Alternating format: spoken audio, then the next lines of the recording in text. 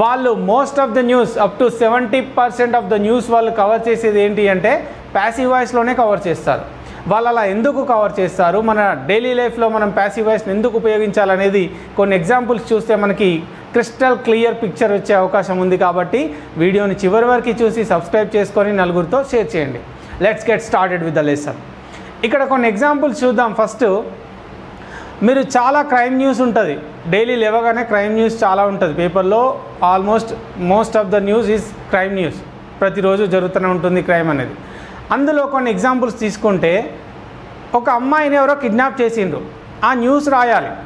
Kidnapper ఎవడో తెలియదు. Kidnapper అంటే సబ్జెక్ట్, కిడ్నాప్ చేసింది ఎవడో ఒకడు ఒక అమ్మాయిని కిడ్నాప్ చేసిండు.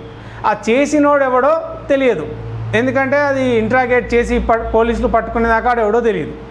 కానీ కిడ్నాప్ జరిగింది అనే విషయం వాడు రాయాలి న్యూస్లో. అప్పుడు ఎలా రాస్తాడు? ఒక అమ్మాయిని చంపేశారు, రేప్ చేసి చంపేశారు. ఆ రేపిస్టులు ఎవడో తెలియదు ఫస్ట్, ఎందుకంటే ఎవడో అన్నోన్ పీపుల్ ఎవడో వచ్చిండ్రు, అమ్మాయిని కిడ్నాప్ చేసిరు, తీసుకెళ్ళి వాళ్ళు రేప్ చేసి చంపేసి వదిలేసిపోయారు. అయితే ఇక్కడ న్యూస్ ఛానల్స్కి కానీ న్యూస్ పేపర్స్ వాళ్ళకి కానీ ఆ చంపేసినోడు ఎవడో తెలియదు, రేప్ చేసినోడు ఎవడో తెలియదు. కానీ వీళ్ళు న్యూస్ రాసేటప్పుడు ఖచ్చితంగా ఏంటి, మనకు ఆ మెసేజ్ అనేది మనకు రావాలి, ఆ న్యూస్ అనేది వాడు పబ్లిష్ చేయాలి, సేమ్ ఇన్సిడెంట్ని వాడు రాయాలి. ఎలా రాస్తాడు అంటే, ఇక్కడ కిడ్నాప్ చేసినోడు రేప్ చేసినోడు సబ్జెక్ట్, వాడెవడో తెలియదు. కానీ ఆ విషయం, ఆ సంఘటన జరిగింది అని న్యూస్ పేపర్ వాళ్ళు చెప్పాలి. అలాంటి టైంలో వాళ్ళు ఏం చేస్తారు? ప్యాసివ్ వాయిస్ ఉపయోగిస్తారు. సపోజ్ ఇక్కడ చూడండి, ఒక గుర్తు తెలియని వ్యక్తి, an unknown person killed a girl అని ఉంది. లేదా an unknown person abducted or kidnapped a girl, ఒక గుర్తు తెలియని వ్యక్తి ఒక అమ్మాయిని కిడ్నాప్ చేసిండు అనేది న్యూస్. అయితే అలా రాయరు న్యూస్ పేపర్ వాళ్ళు, ఎందుకంటే వాడు ఎవడో తెలియదు కాబట్టి ఏం చేస్తారు, సబ్జెక్ట్కి అక్కడ సబ్జెక్ట్ని తీసేస్తారు. తర్వాత ఏంటి, యాక్షన్కి, అక్కడ జరిగినటువంటి యాక్షన్ ఇంపార్టెంట్. అప్పుడు ఏం చేస్తారంటే, ఒక అమ్మాయి కిడ్నాప్కి గురైంది లేదా కిడ్నాప్ చేయబడింది అని చెప్పాలి. అట్లాంటి సిచ్యువేషన్లో సబ్జెక్ట్ లేకున్నా కూడా న్యూస్ కవర్ అవుతుంది. ఎలా? She was kidnapped, the girl was kidnapped అంటే ఏంటి, ఒక అమ్మాయి కిడ్నాప్కి గురయ్యింది, అమ్మాయి కిడ్నాప్ చేయబడింది. ఇక్కడ సబ్జెక్ట్ కిడ్నాప్ చేసినోడు ఎవడో మనకు తెలియదు, బట్ మనకి న్యూస్ అనేది కవర్ అయిపోతుంది. ఇదే విధంగా చేసిన వ్యక్తి అంటే ఒక పని చేసిన వ్యక్తి సబ్జెక్ట్ ఎవడో తెలియనప్పుడు మనం ప్యాసివ్ వాయిస్నే ఉపయోగిస్తాం. ఇప్పుడు మీరు ఏదైనా most of the crime news చూడండి, మొత్తం ప్యాసివ్ వాయిసే ఉంటుంది. I bet it 80% of the crime news మొత్తం ప్యాసివ్ వాయిస్లోనే ఉపయోగిస్తారు. కొన్ని ఎగ్జాంపుల్స్ చూద్దాం. షీ వాజ్ రేప్డ్, అమ్మాయి రేప్ చేయబడింది, రేప్కి గురయ్యింది అని చెప్తారు. అయితే ఎందుకు ఇక్కడ అమ్మాయిని హైలైట్ చేస్తున్నామంటే, చేసిన వ్యక్తి ఎవడో తెలియదు, కానీ అమ్మాయి ఒక క్రైమ్కి గురైంది. అక్కడ ఇంపార్టెంట్ ఏంటి అంటే, కిడ్నాప్ చేయబడింది, కిడ్నాప్కి గురైంది. అక్కడ వర్బ్ ఇంపార్టెంట్, ఆబ్జెక్ట్ ఇంపార్టెంట్, ఎందుకంటే సబ్జెక్ట్ ఎవడో మనకు తెలియదు, రైట్? ఇక్కడ చూస్తే షీ వాజ్ రేప్డ్ అంటే అమ్మాయి రేప్ చేయబడింది, అమ్మాయి రేప్కి గురయ్యింది అని చెప్తారు. అలాగే she was brutally murdered, she was brutally murdered అంటే ఆమె అత్యంత కిరాతకంగా చంపివేయబడింది. ఆ చంపేసినోడు ఎవడో తెలియదు, మళ్ళీ killer, we don't know who the killer is, who the bloody killer is. Then yet we need to report the news. అప్పుడు ఏం చేస్తారు, సింపుల్గా అమ్మాయిని హైలైట్ చేస్తారు. అంటే ఆబ్జెక్ట్ ఎవరైతే దానికి గురయ్యారో, ఆ యాక్షన్ ఎవరు రిసీవ్ చేసుకున్నారో వాళ్ళని హైలైట్ చేసి న్యూస్ రాయడం జరుగుతుంది. అప్పుడు ఏమవుతుంది, షీ వాజ్ బ్రూటలీ మర్డర్డ్ అంటే ఆమె కిరాతకంగా చంపేయబడింది, కిరాతకంగా హత్య చేయబడింది, కిరాతకంగా హత్యకి గురయ్యింది అని అర్థం. అలాగే చూడండి, they have been arrested. Usually ఇక్కడ ఒక సెంటెన్స్ చూద్దాం. కల్ప్రిట్స్ కానీ ఎవరైనా క్రిమినల్స్ ఉంటారు కదా, దే హ్యావ్ బీన్ అరెస్టెడ్ అంటే వాళ్ళు అరెస్ట్ అయ్యారు లేదా వాళ్ళు అరెస్ట్ చేయబడ్డారు. బేసిక్గా వాళ్ళని అరెస్ట్ చేసేది ఎవరు? పోలీసులే కదా. పోలీసులే అరెస్ట్ చేస్తారని తెలిసినప్పుడు పోలీస్కి అక్కడ ఇంపార్టెన్స్ ఏంటి అంటే ఆ సబ్జెక్ట్ అనే దానికి తక్కువ ఇంపార్టెన్స్. అందుకే మనం ఏం చేస్తాము, ఈ విధంగా హైలైట్ చేస్తూ ప్యాసివ్ వాయిస్లో చెప్పడం జరుగుతుంది. అక్కడ పోలీస్ అని మెన్షన్ చేయకపోయినా మనకి సేమ్ మీనింగ్ వస్తుంది. అలాంటి సిచ్యువేషన్లో మనం ప్యాసివ్ వాయిస్కి వెళ్ళడం బెటర్. అందుకే మొత్తం ప్యాసివ్ వాయిస్లోనే అరెస్ట్ చేస్తూ ఉంటారు. ఇప్పుడు చూడండి, the criminals have been arrested, the culprits have been arrested అంటే వాళ్ళు అరెస్ట్ చేయబడ్డారు.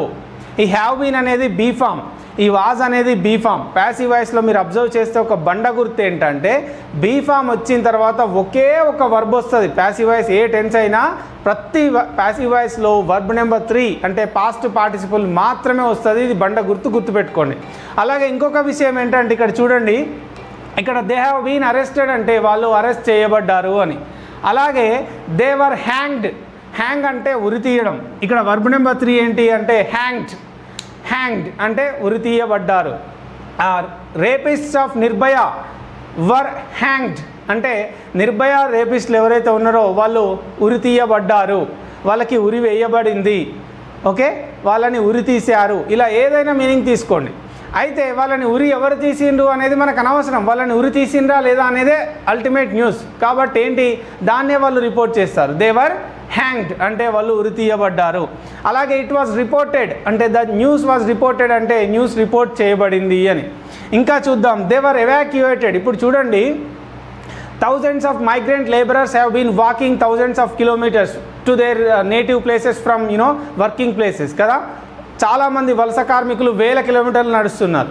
అయితే గవర్నమెంట్స్ కానీ లేకపోతే ఇంకా అదర్ పీపుల్ ఎవరైతే ఉంటారో విత్ దేర్ ఓన్ మనీ వాళ్ళు ఏం చేస్తున్నారు, వాళ్ళని తరలించే ప్రయత్నం చేస్తున్నారు, ట్రైన్స్లో కానీ లేకుంటే బస్సెస్లో కానీ. అయితే ఎవాక్యుయేట్ అంటే తరలించడం. దే వర్ ఎవాక్యుయేటెడ్ అంటే వాళ్ళు తరలించబడ్డారు. మన గ్యాస్ లీక్ అయినప్పుడు కూడా people around the factory were evacuated to the safest places అంటే వాళ్ళు సురక్షిత ప్రాంతాలకి తరలించబడ్డారు అని. వాళ్ళని తరలించారు. ఆ తరలించే వాళ్ళు ఎవరైనా కావచ్చు, ఎన్జిఓస్ కావచ్చు, గవర్నమెంట్ కావచ్చు, అదర్ పీపుల్ కావచ్చు. ఇక్కడ వాళ్ళకి యాక్షన్కి ఇంపార్టెన్స్ ఉంది, తరలించడం అనే యాక్షన్కి ఇంపార్టెన్స్ ఉంది. కాబట్టి దే వర్ ఎవాక్యుయేటెడ్ అంటే వాళ్ళు తరలించబడ్డారు అని. అలాగే చూడండి, they were stranded, thousands of Indians were stranded abroad due to the corona virus అంటే ప్రపంచవ్యాప్తంగా చాలామంది అక్రాస్ ద వరల్డ్ చాలామంది ఇండియన్స్ ఏమైపోయింది అంటే వాళ్ళు వేరే వేరే దేశాల్లో చిక్కుకొని పోయినరు. ఎందుకు? Due to the corona virus. So అది ఎట్లా రిపోర్ట్ చేస్తారంటే thousands of Indians have been stranded across the world due to the corona virus అంటే కరోనా వైరస్ కారణంగా చాలా వేలాది మంది భారతీయులు వేరే వేరే దేశాల్లో చిక్కుకొని పోయారు. They were stranded. అయితే గవర్నమెంట్ ఏం చేసింది, దే వర్ బ్రాట్ బ్యాక్ అంటే వెనక్కి తీసుకొచ్చారు వాళ్ళని. ఎలా? By air and by trains and aeroplanes ద్వారా, ట్రైన్స్ ద్వారా, బై షిప్స్ ద్వారా కూడా వాళ్ళని వెనక్కి తీసుకొచ్చింది గవర్నమెంట్. ఓకే, ఈ విధంగా. అలాగే షీ వాజ్ బర్న్ట్ అలైవ్ మనం చాలా రెగ్యులర్గా వింటూ ఉంటాం. ఏంటి అంటే ఆమె సజీవ దహనం చేయబడింది అంటే బతుకుండగానే కాల్చి చంపేస్తారు చూడండి, అట్లా. She was burnt alive. ఇక్కడ కూడా మళ్ళీ ఆ కాల్చి చంపినోడు ఎవడో తెలియదు, కానీ యాక్షన్ ఏంటో చెప్పాలి. అలాంటి సిచ్యువేషన్ కాబట్టి ప్యాసివ్ యూజ్ చేస్తారు. షీ వాజ్ బర్న్ట్ అలైవ్ అంటే ఆమె సజీవ దహనం చేయబడింది. ఇక్కడ చూడండి, ఆ డెడ్ బాడీ వాజ్ ఫౌండ్ అంటే ఆమె మృతదేహం దొరికింది. కొన్నిసార్లు చంపేసినా కూడా ఆ డెడ్ బాడీ కోసం చాలాసార్లు వెతుకుతూ ఉంటారు, సెర్చ్ చేస్తూ ఉంటారు పోలీసులు, right? It was some times it is quite difficult for them to find the dead bodies, right? ఇక్కడ మృతదేహం దొరికింది అని చెప్పడానికి డెడ్ బాడీ వాజ్ ఫౌండ్. మామూలుగా ఎవరు కనిపెడతారు, పోలీసులకే దొరుకుతుంది కాబట్టి అక్కడ ఇంపార్టెన్స్ లేదు. ఇక్కడ యాక్షన్కి ఈ విధంగా ఇంపార్టెన్స్ ఉంటుంది. ఇలా కొన్ని థౌజండ్స్ ఆఫ్ ఆర్టికల్స్ మీరు న్యూస్ పేపర్ చదివితే మొత్తం ప్యాసివ్ వాయిస్లో ఉంటుంది. అందుకే నేను చెప్పేది ఇక నుండి ప్రతి లెసన్ కూడా చాలా చాలా ఇంపార్టెంట్. కాబట్టి శ్రద్ధగా మెటిక్యులస్ అటెన్షన్తో చూసే ప్రయత్నం చేయండి. కొంచెం ప్రాక్టీస్ చేసే ప్రయత్నం చేసి మీ కామెంట్స్, మీ డౌట్స్ ఏవైతే ఉంటాయో అవన్నీ కామెంట్ బాక్స్లో డ్రాప్ చేస్తే I will try to correct every mistake. Okay, అయితే ఇక్కడికి వచ్చి కొంచెం ఒక చిన్న ఇంట్రడక్షన్ ఇస్తాను. ప్యాసివ్ వాయిస్ అంటే బీ ఫార్మ్స్ వచ్చిన తర్వాత am, is, are, was, were, will be, shall be, అలాగే have been, has been, had been, can be, might be, would be వచ్చిన తర్వాత వర్బ్ నెంబర్ 3 వస్తుంది. Verb number 3. అయితే ప్యాసివ్ వాయిస్లో ఎప్పుడైనా సబ్జెక్ట్ కంటే యాక్షన్కి ఎక్కువ ఇంపార్టెన్స్ ఉంటుంది. అంటే పని చేసేటోనికంటే ఆ పనిని రిసీవ్ చేసుకునేటోనికి ఎక్కువ ఇంపార్టెన్స్ ఉన్నప్పుడే ప్యాసివ్ వాయిస్ ఉపయోగిస్తాము. అలాగే ఆ పని చేసినోడు ఎవడో తెలియనప్పుడు కూడా ప్యాసివ్ వాయిస్ ఉపయోగించడం జరుగుతుంది. ఇక్కడ ఒక సెంటెన్సెస్ కొన్ని తీసుకున్నాను నేను. జస్ట్ ఒక బ్రీఫ్ ఎక్స్ప్లెనేషన్ ఇస్తాను. రేపటి నుండి మొత్తం క్లియర్గా ఈచ్ అండ్ ఎవ్రీ ఆస్పెక్ట్ మనం క్లియర్గా తెలుసుకుంటాం. ఓకే, ఈరోజు ఒక సింపుల్ ఇంట్రడక్షన్ అయితే చూడండి. ఇక్కడ ఐ టీచ్ అంటే నేను రెగ్యులర్గా టీచ్ చేస్తా. టీచ్ చేయడం అనేది నా ప్రొఫెషన్. ఐ టీచ్ అంటే నేను రోజు చేసే యాక్షన్ కాబట్టి సింపుల్ ప్రెజెంట్లో చెప్పిన, అంటే నేను బోధిస్తా. ఐ యామ్ టాట్ అంటే నాకు బోధిస్తారు. ఇక్కడ నేను బోధించడం కాదు, ఒక్క యామ్ యాడ్ చేస్తే మొత్తం చేంజ్ అయిపోయింది. అంటే నేను బోధించబడతాను, నాకు బోధించబడుతుంది తెలుగులో స్ట్రైట్గా వెళ్తే. ఇక్కడ యాక్షన్ అయితే అబ్జర్వ్ చేయండి.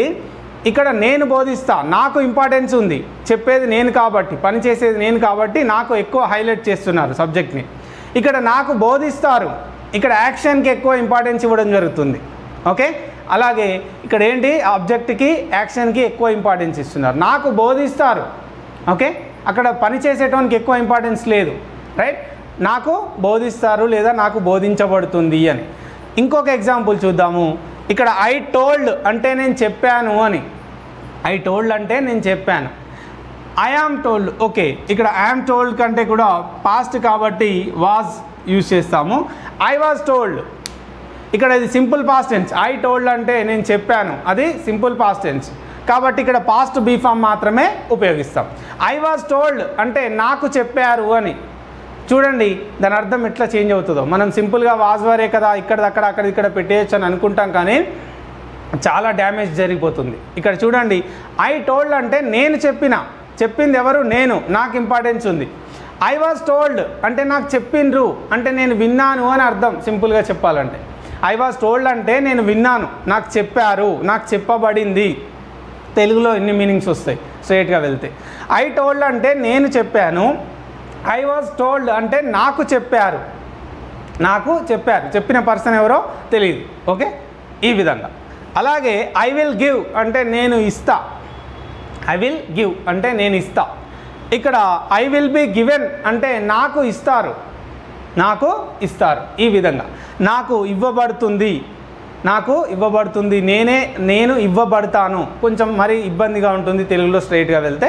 ఇక్కడ ఏంటంటే నేను ఇస్తాను అంటే ఐ విల్ గివ్, అక్కడ ఇచ్చేది ఎవరు? నేను. ఐ విల్ బి గివెన్ అంటే నాకు ఇస్తారు, నాకు. ఓకే, ఇక్కడ ఐ టోల్డ్ అంటే నేను చెప్పాను. ఐ వాజ్ టోల్డ్ అంటే నాకు చెప్పారు అని. ఓకే, నాకు చెప్పారు. అలాగే ఐ టీచ్ అంటే నేను బోధిస్తాను. ఇక్కడ ఐ యామ్ టాట్ అంటే నాకు బోధిస్తారు, నాకు బోధించబడుతుంది, బోధించబడును. ఈ విధంగా 3 టెన్సెస్లో మనం చెప్పుకోవచ్చు. It is